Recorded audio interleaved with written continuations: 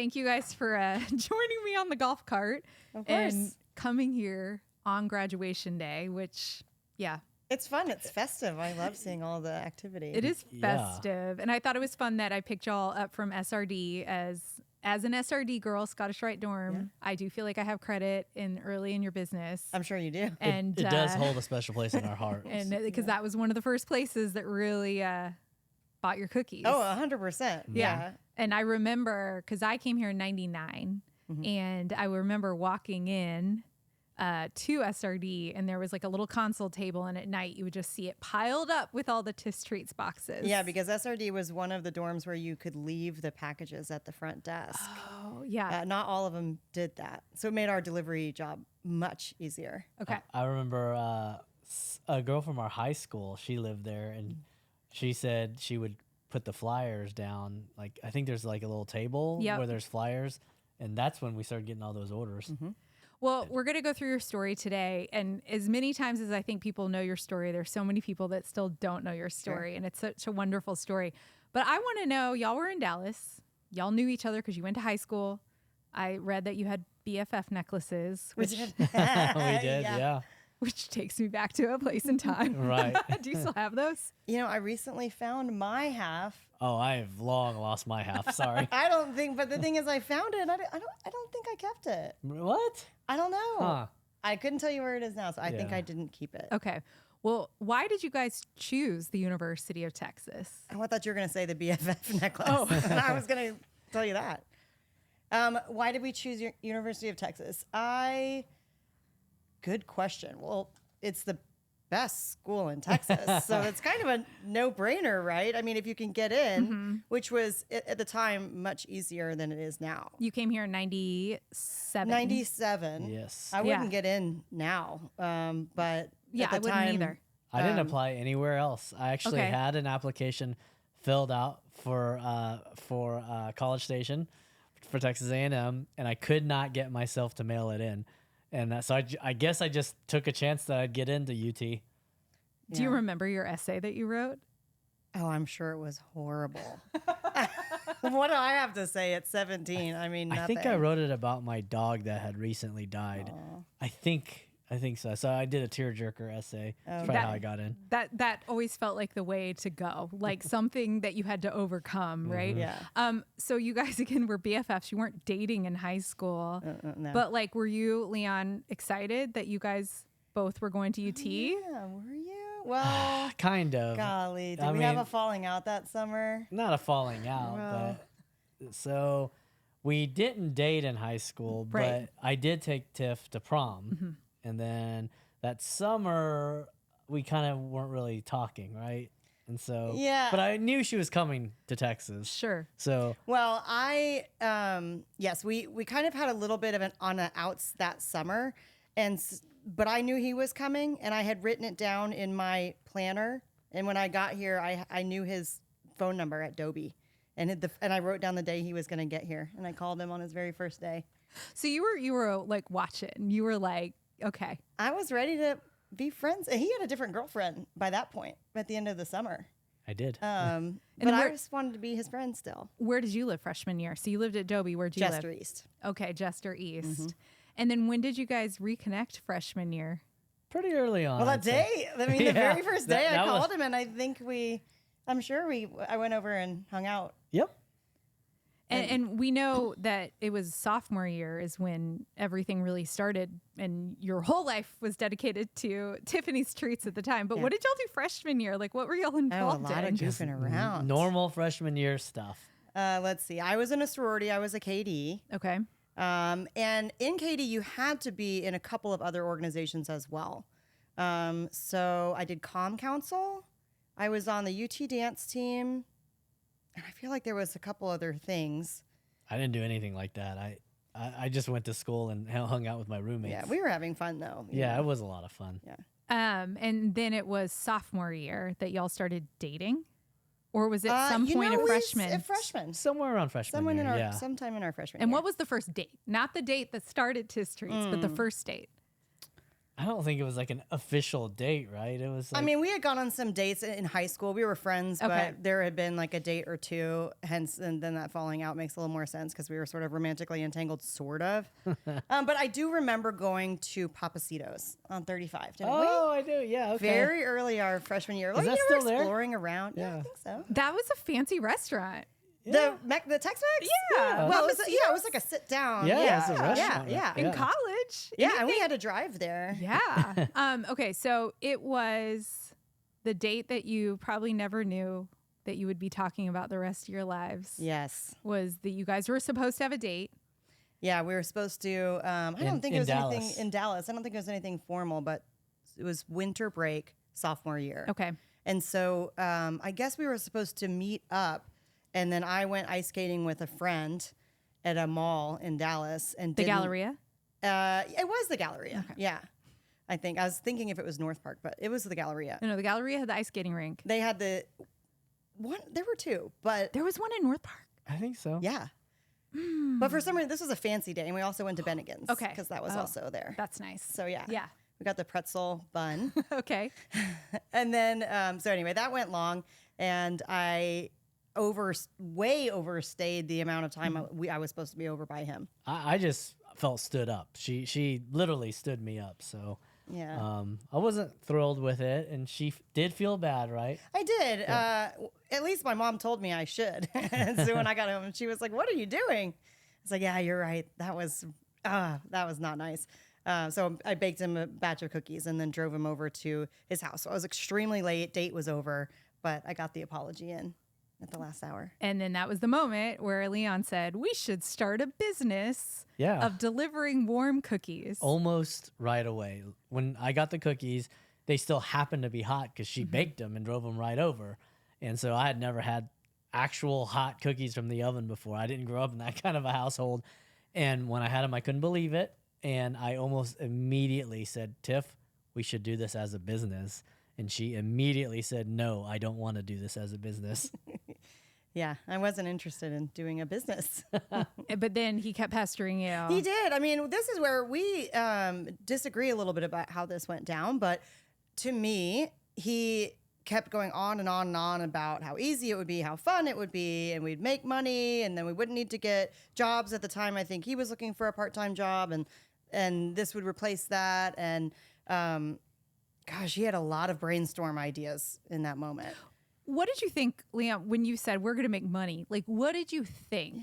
Timeline and how much money? Are we talking like, oh, we'll make like $100 a week. This will be amazing. I don't even know what I was thinking. I just saw the possibilities, and I guess I thought it was going to be easier than it actually was.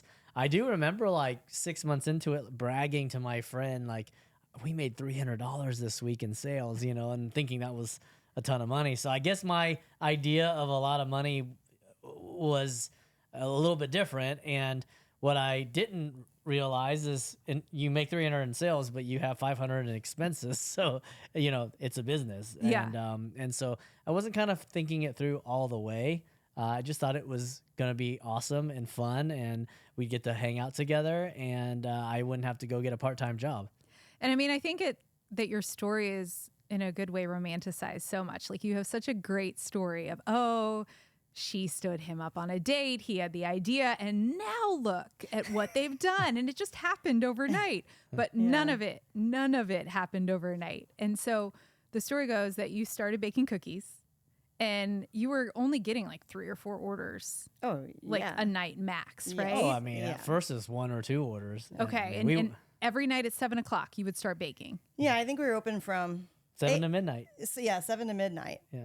And then as we got a little bit busier, we would have to start baking, or not even baking, because we baked to order, always did, but start making the dough a little bit earlier and earlier and earlier, prepping. And this was all in Leon's Apartment in Apartment. Hyde Park. Yep. Yeah. Which apartment in Hyde Park. which at the time was not legal. We didn't know that. We didn't realize that. It is now, though. Cottage laws. You're allowed to do something small like that out of your home now. But at the time, we weren't. Had no idea. We just did it, roommates and all. And Hyde Park it was a long drive to deliver to campus from Hyde Park, but we made the drive every night. I bet it was also a really old oven because every Oh, apartment in yes. Hyde Park is old. It was Yes. it was a duplex or like a fourplex. Yeah, fourplex. And it had to be from either the 70s or the 80s. It was one of those pull down ovens that go under the stove. How long was it fun and when did it stop being fun? Oh my because gosh. baking cookies, it'll be so fun. And then it's like work. Yeah. Off and on for 25 years, it's fun. Yeah. But in between, you have moments where it's not Yeah. fun, and it's jarring when it's not fun. Yeah. Some years more off and some years more on. But I mean, in those original days, until it wasn't fun, just making, I don't really remember in college feeling too bogged down by it too badly. Yeah, we didn't know. We were still fine with it. Okay. Like it was an Yeah. adventure. It was an adventure, and things kept changing too. So we only did it out of home for a year, and then we got to split kitchen space with Spudnik, which is a potato restaurant on the drag, because like he said, when Hyde Park was too far from campus, and campus was, 9 out of 10 of our orders were coming from actually campus or West Campus. From students. From students or faculty at the university itself, but not from Hyde Park. Only, 1 out of 10 would be over there. So we knew we needed to move closer for drive times.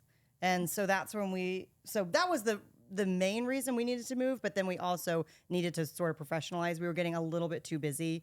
We had outgrown the roommate situation was getting to a point where we needed to move out. Yeah, and so you needed a professional space. Yeah. And one of your first big customers was the University of Texas, and it was for orientation. And it's funny, we just had an event called the Longhorn 100, and one of the companies is Lick Ice Cream, owned by a Longhorn. His name is Anthony, and he was an orientation advisor. And he said that, oh my gosh, I remember picking them up, and I think I picked them up from Leon. I think he would actually drive them, and I would just go pick them up from the car to set them out. Yeah, we drove and we could park right there on 21st, put our flashers on, and then unload all the stuff. Yeah. Yeah, that's so it was us. cool. It was, I think there was only 2 of us. Yeah, There couldn't have been anybody else. Yeah, couldn't have been anybody else. It was only the 2 of us. It was our first big break. When you're in Hollywood and you're talking about, I remember my first big break. It's clear as day even now. It was orientation, the UT Parents Program, ordering 75 dozen cookies every Tuesday for 7 weeks. When we got that order, we could not believe it. It was like we won the Oscars. How long would it take you to bake? Because at this point, you were still in the Hyde Park apartment. We were. How long would it take you to bake 75 dozen cookies? 12 hours.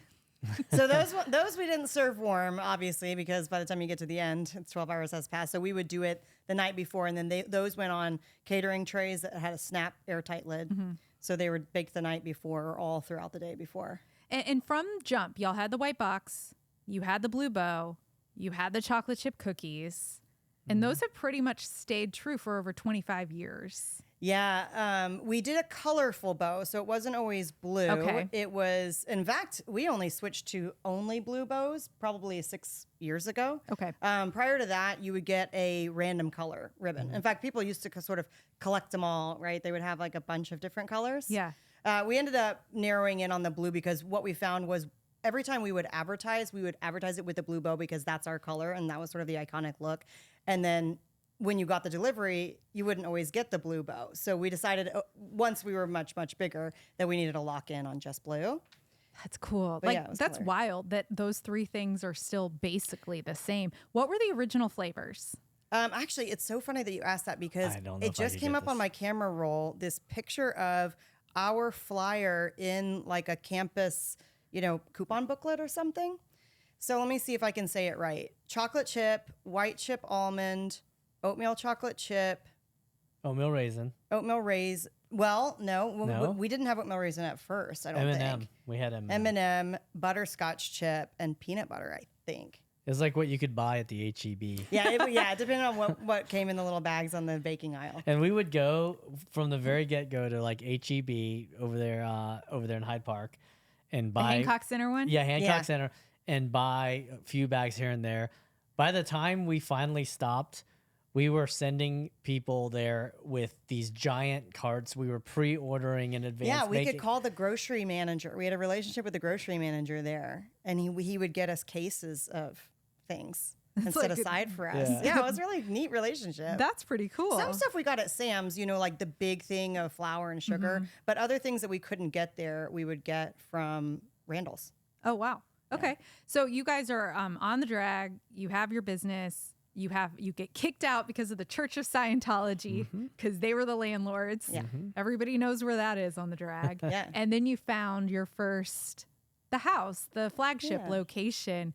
And the story that's so crazy that no one ever could do is that you got all the permitting in one day. Yes. Yeah. So now it would take us 6 to 9 months to draw, to permit, to re-permit, and go through the city, any city. And we were desperate. I took the plans, which was really just a hand-drawn map. The plans were a piece of paper, and then I measured each piece of equipment, and then I scaled it down and cut it out and taped those little pieces of paper to another paper and said like table, oven, storage, of where it would go. And I took it down to the city, and I don't know if they felt sorry for me or just was like, there's no way this will ever happen anyway. They walked me department by department until everybody stamped it and said, okay, you could go ahead and remodel and move in to the house, which this is, again, another Texas connection, a Texas tie. The house is owned by longtime Longhorns, Dr. Schneider and his wife, Ellie Schneider, the whole Schneider family.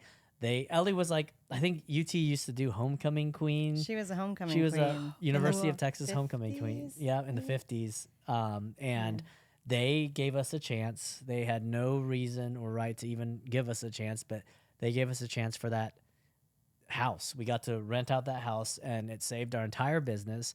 And it's really, what's really exciting and what's not in the book, because it just recently happened, is that we were able to purchase the property and that house because Dr. Schneider passed away at the age of 95. And he had asked his family to make sure that Tiff and I had a chance to own that property. Oh. And, and so it's such an incredible moment. We're still very close with the rest of the family, but it's really our first foray into like, there's something magical going on here with Longhorns helping Longhorns. And that's, one that always will stick with us. Why do you think like those two things happen? I mean, I talked earlier about like, when did it get hard? And I think, as you're an entrepreneur, you have to look for those magical moments to keep you afloat until you find it's like jumping from one little stone to another stone. Like, do you think it was just because you were a Longhorn, because you pitched it the right way, because they just wanted to give a chance to some kids? Well, they're good people. Yeah. And interestingly, he had actually, he not only owned that property, but others around town. And he had been burned recently by young people. So we were, at this point, 22? Early 20s, yeah. We were very young. Were you still in college or you had just graduated? At this point, we had graduated. Okay. Yep, just graduated. So he had been the landlord for another young couple, and I forget what happened exactly. It just didn't work out. It didn't work out. He got burned by them.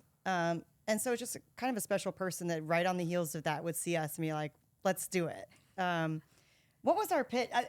The only thing I do specifically remember is we did have a real estate broker who actually is still in our lives, became our mentor, is on our board of directors. But we sat in a room and he had to take Leon outside and he said, "You are being too eager. You need to stop." Because Leon was like, sure, yes, I'll do it, everything. And he was like, you need to sit out for a minute and let me do the negotiations. But I think he just saw our eagerness and our willingness to make it work. So you guys graduated college. You decided, okay, we're going to do this. We're going to jump in and do this full time, as opposed to going and getting other jobs. Because the whole time you were students, that was your job, right? And you were doing this on the side. And you guys basically were at the Tiff Streets every hour that it was open working. Yeah. For how long? 2-3 years. Several years. Yeah, multiple years. It was every single day, every single waking hour we could possibly be there. At some point, we realized we couldn't possibly do that any longer, and we started splitting some shifts when we started having some staff to work with us, right? And we would work opposite times. Like I would open, like on the and she weekends, would close, we would work opposite time. We worked together all week, and then on the weekends we would do opposite. I mean, that's like amazing how hard you worked. You have to, because there's no money to pay anybody else. Yeah, you know but what I mean? I think that's it's just like out the of necessity. fact that you wouldn't even take a day off, like, and you chose because you had to make money. Like, you were open 7 days a week from like early until midnight. Yeah. Yeah. And then for a period of time, actually, we had another stand on 6th Street, which was open until 2. So when our store would close at midnight, then we would drive over, one or the other of us. This we took turns on. We would drive over to the 6th Street location and then work that one from midnight until 3 when we cleaned it up. It is amazing how far you can get with sheer hard work. Like, It's easier when you're super young. yeah, it's And like easy. we didn't have kids or anything. Sure, you but know. like if somebody did that today, it's so much harder when you're older and Oh, and you're like, oh, absolutely. standing on my feet that Oh long. gosh, yeah, the standing on your feet. I mean, it really doesn't. That you don't even think about when you're that young. Yeah. like that doesn't bother you until you're older. It's the you have this naivety. Is that a word? Yeah, Naivete. naivete. You have this when you're young. It's really about if you really now, if I put myself back there and looked at all the variables and try to add it up, I would just say this is not gonna happen. Like, there's no mathematical formula where we could possibly be successful. But when you're young like that, your brain just doesn't work that way.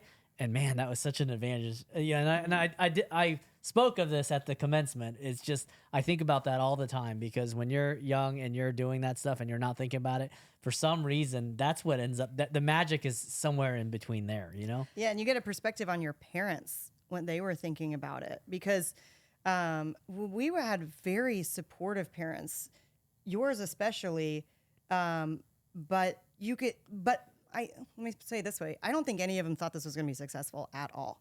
But let us do it and supported us through it anyway. But now as parents, yeah, I would have a really hard time saying, yeah, this is a good idea. Would you? Yes. Why? Well, what now for 2 reasons. One, I just think because you're older and you look at it and you think all the chances to fail, like likelihood you're going to fail. 2, just having gone through it, it's just, it's a lot. It's a lot of pressure, and there's a lot of stress and ups and downs with it, a lot of emotions. So I don't think you want your kids going through that. It's hard to, as a parent. Yeah, and I wonder, were they also like, guys, why are you dating and doing this business together? Yeah. Yeah, and we broke up halfway through it. Yeah, we did break up in college for a couple of years. Which too. is one of my favorite things, because that's so on brand with being a college kid dating somebody from high school, where you're like, have these very rational conversations of, we should break up. That's Yeah. the mature thing to do, so we can see what else is out there. Yeah. Yeah. But was a also disaster. It was a don't own a disaster. business Yeah. that runs until midnight with the person. And you have to see them every minute. Yeah. Okay, so you guys had that flagship store here in Austin, and you were like 13 grand. I mean, when you finally had somebody come in, I mean, you were not making money. I just want No. that to be clear. Like, those first couple of years, you were not raking in cash and Nope. paying yourself some crazy salary. I don't think we were paying ourselves We didn't pay at all. ourselves. We paid ourselves. The first year we didn't pay. The first year after graduating, we didn't pay ourselves anything. Yeah. Leon opened some credit cards, and so my parents had put together like savings for college. So I had this little bank account, and I guess I had about a year's worth of living left in that. But when I say living, like our living expenses was nothing. Sure. One, it was a long time. It was much longer ago than now, so the expense structure is just different. But 2, like we didn't do anything because we were only ever at work. We couldn't even go to a restaurant. I mean, we were just working. Like our so- living, where we lived was cheap. We ended up moving in together to save money too. So that way we only had one rent to pay, and it was not very much at all. So that's how we got by.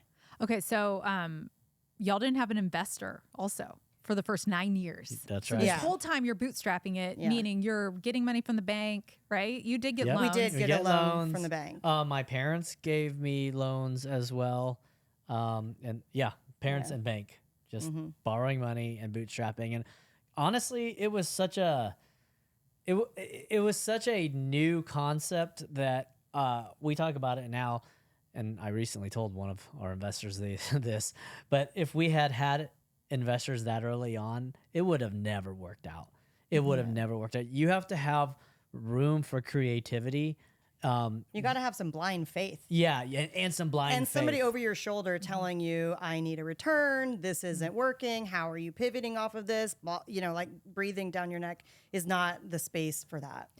One of the things that's really interesting about Tiff Streets is the technology, and how you guys had to build your own technology. And this again, 2000. Like, did you buy cookiedelivery.com on GoDaddy.com? I was like, where else would you have You bought did it? it. Even before GoDaddy. was GoDaddy before didn't even Go- exist, but it was her Leon idea. did it. We were like, what should we?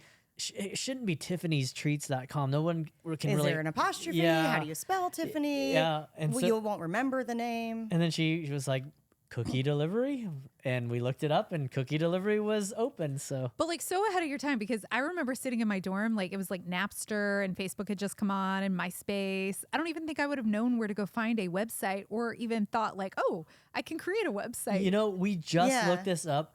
We had online ordering before like Domino's Pizza did. It was what? yeah. It's just one of those I mean, things. like with bigger companies, it takes longer to Yeah. get things up and running, and they have to get the backing that people want this. You know, we didn't have anybody to answer to but ourselves, so we could do whatever Yeah. we wanted. And I think the advantage is, and you're in this generation too. You know, have you heard this micro generation? People say that it may or may not exist, but it's between Gen X and millennial, where you have a analog childhood, but then you have a digital adulthood. Yep. That's us, right? We grew up coming to college. We didn't get our first email addresses until UT. Sure.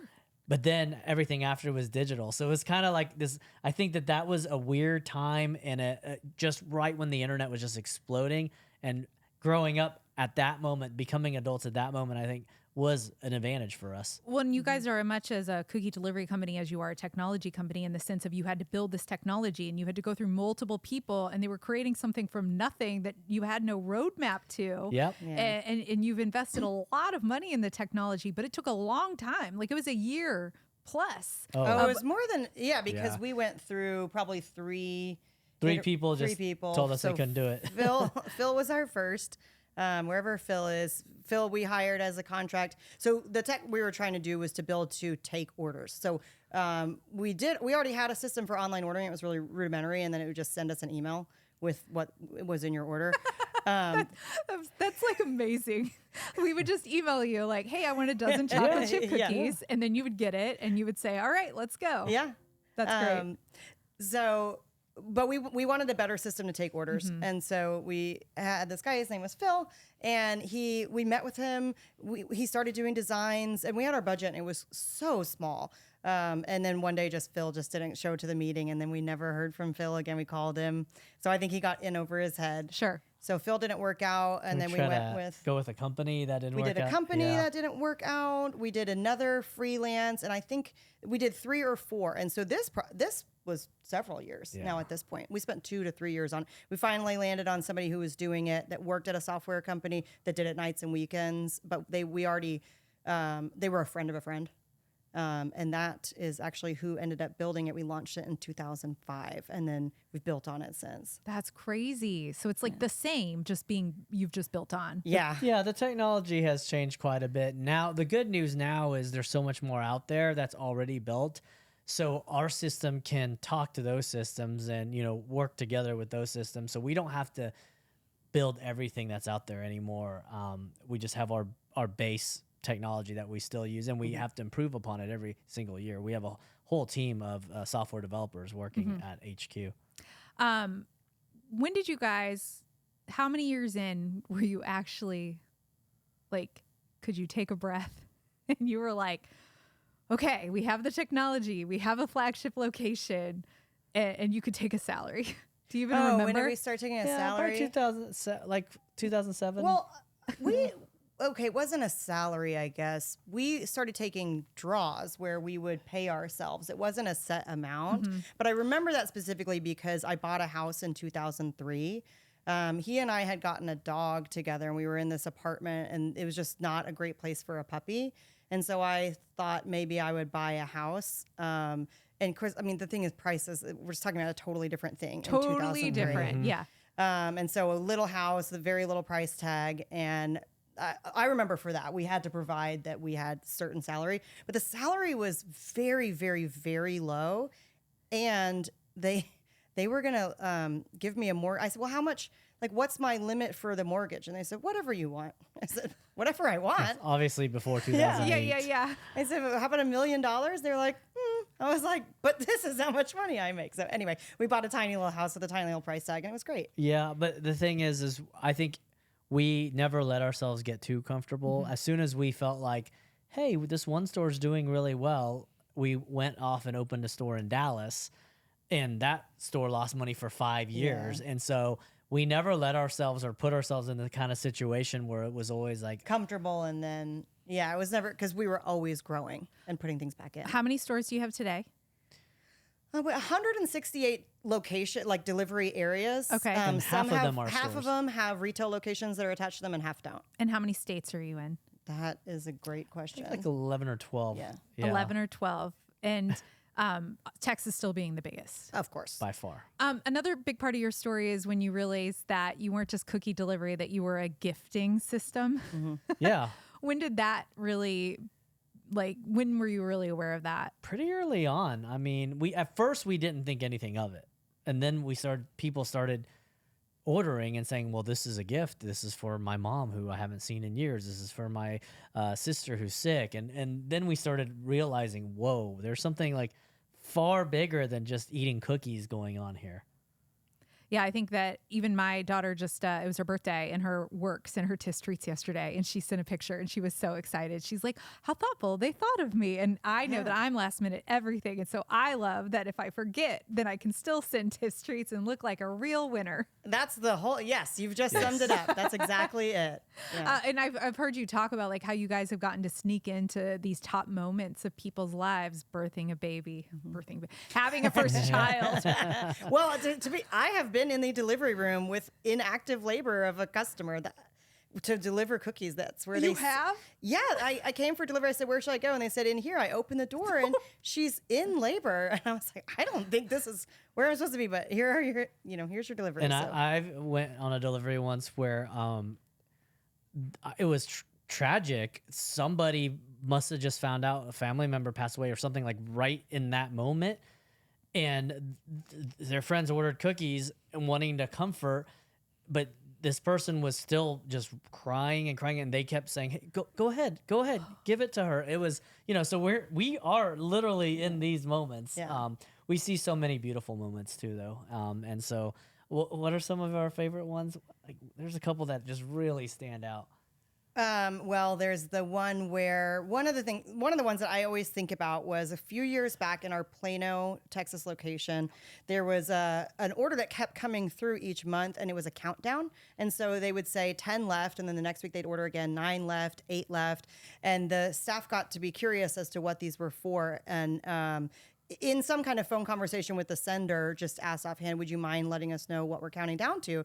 And it turned out that the grandparents were sending their grandson countdown for his chemo sessions. So he had cancer and he had a certain number of chemo sessions to get to. And so when it got down to 1, the whole team was so excited to get to 1, ended up calling the parents and saying, we have to know how is he doing. And then great news that it worked and he was in remission. And so it was a great celebratory time for everybody. And just something just magical to be a part of, cheering someone on in a moment like that. It's like you never, as college kids, could have imagined that you baking cookies would be such a huge part of people's lives. Yeah. You couldn't have planned that. And we didn't. I mean, gosh, we were thinking of late night snacking. We were, but it's been so amazing because there's a lot of ways you can make a living or run a business.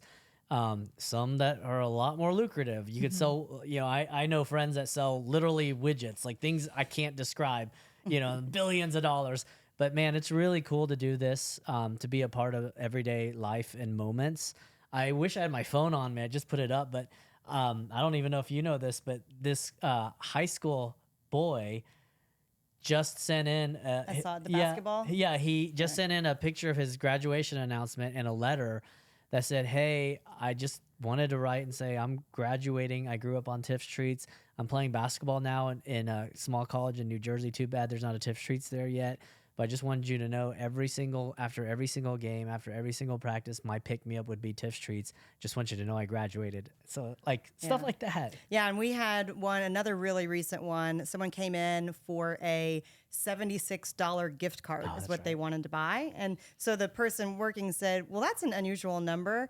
And they said, well, it's my dad's 76th birthday, and my mom passed away a year ago. And since then, he's been coming to Tiff's Treats to treat himself and find comfort in that. And so she was treating him to that. So. Wow. I mean, but credit that y'all listened and saw and noticed, right? That people were gifting and you kind of like pivoted. Yeah, we crafted it around that once we realized. Yeah. That's so cool. There's such a human need for touch and connection. And especially nowadays, you know, kids growing up the way they are. Yeah, I sound so old. Get off my lawn. I sound so old. But yeah, especially nowadays, our kids are always on YouTube and, you know, just scrolling on their own. But it is a human need. And I think that our brand still provides that need for people to connect with each other. Oh, sure. Like I grew up in Dallas. I was like fancy. I went to a fancy school. I had to handwrite thank you cards. Like I went to a class to teach me manners. Yeah. Yeah. In my generation of, you know, manners, and Tiff's Treats is still a way you can have manners. Yes. That's a great. Yeah. Yes. It's a really easy, you know, thank you to somebody. Yeah. And it doesn't have to be somebody you really, really know. Yeah. You know, crossing guard or teacher, or people send, you know, they got a flat tire, the mechanic, that kind of thing. I want to just like ask some random questions. Yeah. That are like stupid, but also fun. What is Valentine's Day like at Tiff's Treats? Oh, chaos. Oh, it's like, I can't describe. I mean, Well, I told Leon once, I said, okay, whenever we finally retire from Tiff's Treats, first thing is I want to go to Paris on Valentine's Day. Okay. Because, you know, Valentine's Day for us is just, and always has been, just a high work holiday. You know what I mean? Like you are working day to night and it's high stress. I would assume that's your busiest. It's our busiest single day. Okay. yes, Yeah. it is so busy. We have, and I mean, our store managers just they're heroes. We have store managers that they get off work the 13th, the day before. They probably get off work 5, 6, 7. They try to. Some of them have to stay late because they were prepping for the next day. They go home, they eat, they maybe take a nap, and they get back up to the store at 1 a.m. And then they work until like 7 or 8 p.m. the next day. Wow. On that one day, because that is the single busiest day. Yeah. I remember I saw that movie Valentine's Day with Ashton Kutcher as a florist, and I was just incensed because he's just driving around and like, he's stopping and doing things. I'm like, no, you're not. You're not stopping for coffee. What are you talking about? That is not This is your busiest Yeah. day, sir. I am certain that at least 50% of the people employed by Tiff's Treats have actually cried on Valentine's Day, including Tiff and I. Oh, God, almost every Valentine's Day, even to this day. But sometimes they go really smoothly, and other times they're a little bit rockier, and we never quite know what we're walking into. And one of them happened over that Texas winter storm where we all lost power for a whole week and all of that. That happened on February 13th. Yeah. Oh no. Yeah. So that was the worst one. That was bad because we had all the work because we were having to figure out what to do with all the orders. Yeah. But we were crediting money back. And we were trying to reschedule, but unlike any other storm we've ever seen in Texas, there was no opening date that we could look forward to. Like usually it's like tomorrow. Sure. But we didn't know, and it kept going on for days. So Oh yeah. Yeah, That was I'm sure tough times. Do your kids still like to eat Tiff's Treats? And I want to bring up that we had Kathy Terry of P. Terry's come in, and I asked, and she said her daughter at one point, younger, got in the car back from a sleepover and was like, "Mom, have you heard of this restaurant called Thundercloud?" Because like they had never been to any other restaurant. And she's like, "I cannot believe you have never told me about this hilarious. place called Thundercloud." That's so funny. And so to y'all, like, do your kids like it? they do like it. We don't eat it that enough for them to be tired of it. And in fact, they complain that all of their friends at school think that they just like live on a mountain of cookies and like bring me some cookies tomorrow. And they're like, no, you don't understand. My parents work in the office. They don't have, they don't They're have annoyed the- by it for sure. because they don't like the idea that their friends think they have this thing. So to them, they get very few. And I'm like, that's not true. I just brought home cookies yesterday. But compared to what the expectations. Do you like to bake? Yeah, I do like to bake. She loves to bake. She does that as a hobby. If there was no business, but I would do it more if there was no business, for right. sure. But you're on holidays. Let's say like family holidays. she'll bake something not for anything to do with work. Sure. She'll just bake Yeah. something for the family. Well, that's good that it can still be enjoyable. Yeah, it's still enjoyable. Okay. And you guys have some cool investors like Dirk, and I can never say his name, even though I'm from Dallas. I'm so ashamed right Dirk now. Nowitzki. Nowitzki. But has there been like a celebrity moment that was really exciting that you saw a celebrity eating your cookie? Or was it just exciting that you've had some different celebrity investors? Or maybe you don't care about celebrities at all and it's just me? We're She probably not the doesn't- biggest celebrity people in the Yeah, world. she doesn't care about celebrities at all. She's like not, you don't really care. I mean, I met Judy from DCC making the team. Oh, that would be neat. Oh, that was neat. yeah, So that's the only why- one. Did you get Kelly to and meet Judy, her? but Like, I met Judy. Yeah, did you get to meet her though? Like at the Cowboys? we were at Cowboys training camp. Ooh, And did got you to- talk Tiff's treats? Ooh. Yeah, briefly, but yeah. I could only talk to her for a second because then the cheerleaders actually had to go do something. Y'all need to be judges. Yeah, that's my dream. That is actually her only dream. Like, it's so weird I say that she doesn't care. She really doesn't care about anything like that except for DCC and being a judge. Like, that's the one thing she wants to do. Oh, there's a Longhorn Fitman cook, Kevin Curry, and he was a judge last season on the Netflix show. Oh, really? Yeah, and I'm like, yeah, y'all need to be Yeah, judges. that'd be fun. That would be fun. Okay. I guess why I'm trying to think of how if I want to go right into the last questions or not, but I don't really like want to go through the whole thing because it's just too big of a story. But I guess like, would you have ever imagined when you were a student here that you would be where y'all are at today? Could you have even conceived that you would be running an actual business that is thriving? I mean, yeah. A business, this business, I'm not so sure, and still doing it. And also the kind of things that we've got to experience, good and bad, building this business. No, it's been such a roller coaster and so amazing, that kind of the things that we get to do and the things we get to see and be a part of. Yeah. For me, no, because I wasn't. I mean, if you asked me about that my freshman year, no, I'd be shocked. You were like to a see theater that. major at the I very did start beginning. as a theater major. I was not good. I recognize that in myself. Did you take a class from Lucian Douglas? I'm just curious. Doesn't ring a bell. Okay, so you weren't good. I can't. She's I better don't than remember. And so at the end of that semester, I said, I think I need to move to something else. And he actually gave great advice, which was, this was my professor. He said, if there's anything else in the world that you can imagine yourself doing versus acting, you should do it. And sometimes I feel like we give that same advice about owning a business. Yes. If there's anything else you can imagine yourself being happy doing that's not owning a business, consider strongly doing that. Yeah. Yeah, because like it's interesting thinking about what Tiff's Treats would be is if you had started in your mid to late 20s, if you had started Tiff's Treats, if you already had children, if you already had a mortgage, It would have never worked. Oh.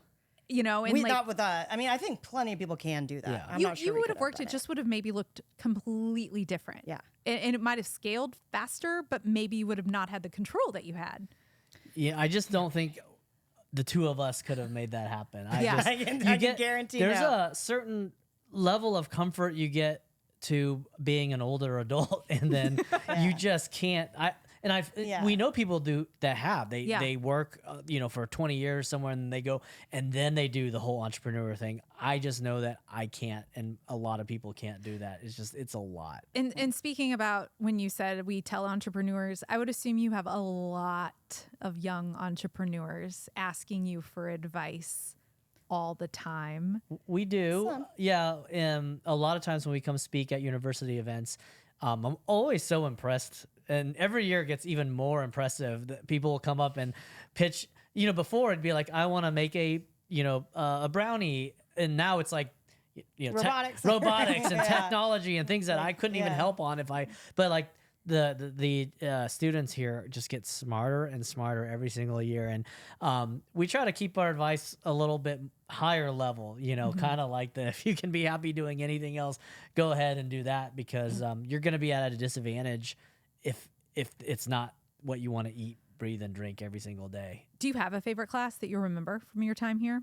I Or have is a it few. all a blur because you were just building your business? Well, it is a bit of a blur for that, but interpersonal communication, Dr. Daly. Did you take that one? Yep. And he just retired. Did. He came here and gave us a little talk, Oh. and it was all the things I remember. I would love to take that class again. Yes. Oh, imagine as an adult relearning I that. want to do that. God, Yeah, that that would was be one of our so favorites. good. Do you remember though the energy of that class? Yeah. Like Yeah. it just was like it felt like you were going in for a rock star. It's like TED Yeah. Talk before Yeah. TED Talk. That's and, true. And you were Yes. like, oh, I have to get a Yes. seat. Like Yeah, it was- and you he could, and I had that class together for some reason. We sat next to each other. Yeah, it was great. That's definitely one of our favorites. My first psychology professor, Lewis. okay. I don't know if he's still here. I don't think he is. Is it Psych 101, 301? I can't Well, it remember. wouldn't be one. It was awesome. I tried to look it up, and like I found one site that kind of, I don't know if a student had posted it, but like he gave these things called the 7 Secrets of Life, and I still remember them to this day. That was you know? that was at Jester. That was wasn't at it? Jester, I the remember that. class. I wasn't in the class, but I remember you being there. And then of course there's always just these supportive professors that Dr. Bernarchek, she's still here. Marketing, Okay. she was always so supportive, still is so supportive. I saw her last year at commencement. Yeah, Mimi Drumright from the Yes. Yeah, she's, Yeah. She she's- was the best. Yeah. What advice do you give to freshmen at UT? Or would you give a freshman at UT? I would say for someone who started a business really young into our college career, I would say the advice would be just to have fun. I was going to say the same thing, especially just as have UT fun. has really progressed into, a more competitive atmosphere than when we were here. And the students that we meet, you can see the difference in it. And everybody's got their whole nonprofit that they've started, and they, there's just so much going on. That don't forget, you really are only young once. You only have that 4 years between being, 18 and up. You can't get it back. So Yeah. enjoy it and don't take everything so seriously. You don't have to figure it out right away. What is y'all's most popular cookie? Oh, chocolate chip. Okay. Yeah. Okay. It'd be funny if it was something very obscure. And I'm also going to link to this talk that we did where we really got into the business of scaling up, and we really got into your book where y'all came and talked to the Longhorn Business Network 2 years ago. And I just listened back to it and I was like, dang, this is like, y'all are so good. All this business advice. I wanted this podcast to be more about your story. Yeah. But Yeah. for those who we do have, and I don't even know if the camera will pick up, but your cookbook / story is just, it's so wonderful. And there really is so much that an entrepreneur can learn. It's like both fun and also there's some real stuff in there Oh, that's thanks. really, really good Thank that you. people Yeah. should pick up. Yeah, we didn't want to write something boring. So hopefully it's a little Well, more of course it upbeat. wouldn't be boring, but I mean, there's like some really good stuff in Oh, there about thanks. y'all scaling and how impressive it really is. I just think it's so cool. And I've said this before that you guys are part of the fabric of the University of Texas. And as you guys grow into all of these different states, like I think all of us who did go to SRD or were a freshman or a sophomore here in the beginning, and to know that we were early adopters, Oh, yeah, the earliest. Yeah. that it's just, we feel part of your story and we're all just so proud Yeah. of you. And it's just so fun to call y'all a little bit of our story here Well, at thank UT. you. Thanks. And we appreciate the loyalty. And I love that about it. And it couldn't have succeeded without customers with open arms and hearts when we were very young. Yeah, Longhorn Nation is real. I mean, it really is. Remember when we pulled up to our first Houston store opening? And everybody was wearing burnt orange. They made it a point to show up to our grand opening wearing burnt orange. Yeah, It's and just- it wasn't like we hadn't aligned it with the university at all. That was just from them knowing it was a Austin thing. Yeah, well, yeah, it was neat. Thank you for being here, and hook 'em horns. Well, hook 'em Hook 'em horns. horns.